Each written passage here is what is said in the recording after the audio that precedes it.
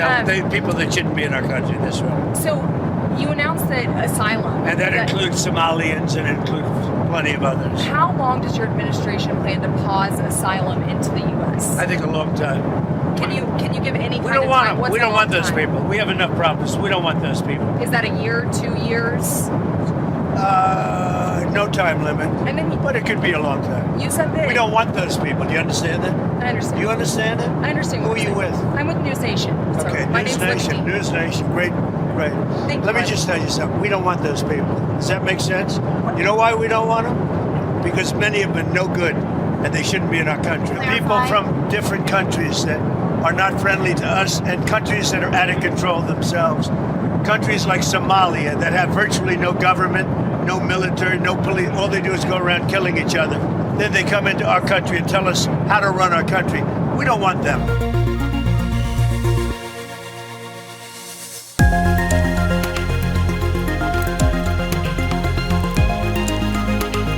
Is there a list of... Well, I guess we gave you 19, right? And there's probably more than that. Is that what you mean when you mean third world countries, those 19? No, I don't think they're all third world, but in many cases they are third world. They're not good countries. They're very crime-ridden countries.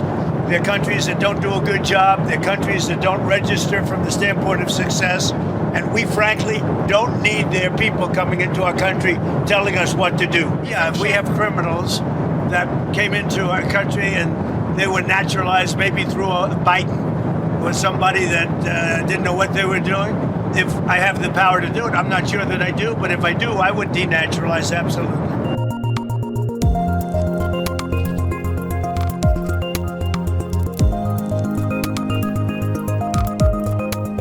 Let's talk about Donald Trump. He's announced a pause on migration from third world countries following last week's devastating attack where an Afghan national who entered the US under the Biden administration as part of Biden's Operation Allies Welcome program during its disastrous withdrawal of Afghanistan. That person is accused of shooting 2 National Guard troops. Sadly, one has died. Now, it has raised fresh concerns about the vetting process under Biden, where tens of thousands of people from Afghanistan entered the US, and there are concerns that the vetting process was flawed. Can I get your thoughts around that? Well, first of all, Gabriella, yeah, okay, these people came from Afghanistan, and some of them were known to us, including this guy, this murderer, is somebody who actually did work with our troops. I would say more to the point, Joe Biden invited 10 million or more illegal aliens across the southern border. They were not vetted at all. We have no idea who those 10 million people were, and we think a number of them were terrorists, a number were drug dealers, and so on. So this whole business of unrestricted open borders, mass immigration has been a total disaster. And Donald Trump is absolutely correct to want to put the brakes on this third world immigration indefinitely, and I hope until the end of his term.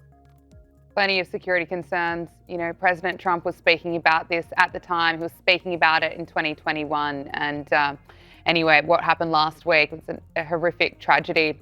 Donald Trump's also announced that he's cancelling executive orders signed using Joe Biden's autopen. He posted on Truth Social any document signed by Sleepy Joe Biden with the autopen, which was approximately 92% of them, is hereby terminated and of no further force or effect.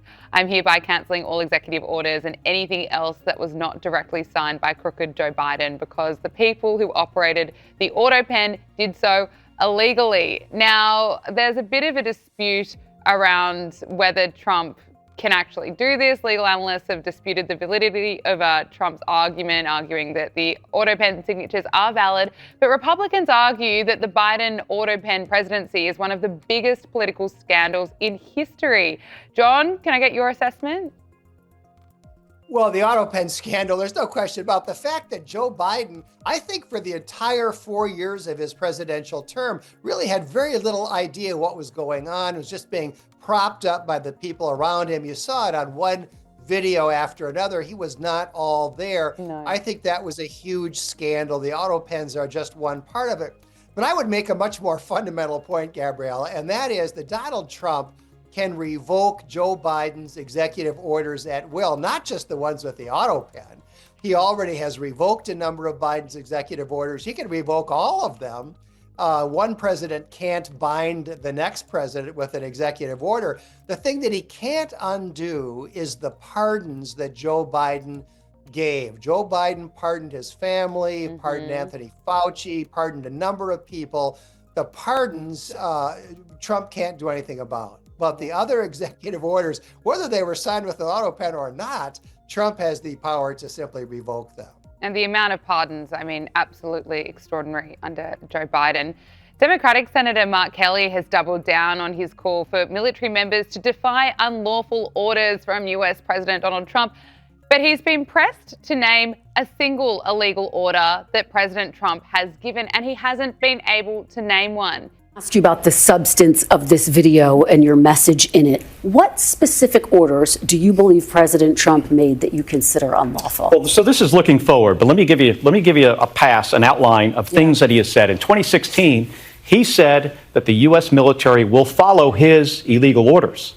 He said something on a debate stage and was reminded that would be illegal, and he said the military will not refuse his orders, regardless of whether they're legal or not. He also talked about shooting protesters in the legs. How un-American, how unconstitutional is that? Fortunately, there was a Secretary of Defense that has stopped this. He's also talked about sending troops into U.S. cities to use those cities and people for training.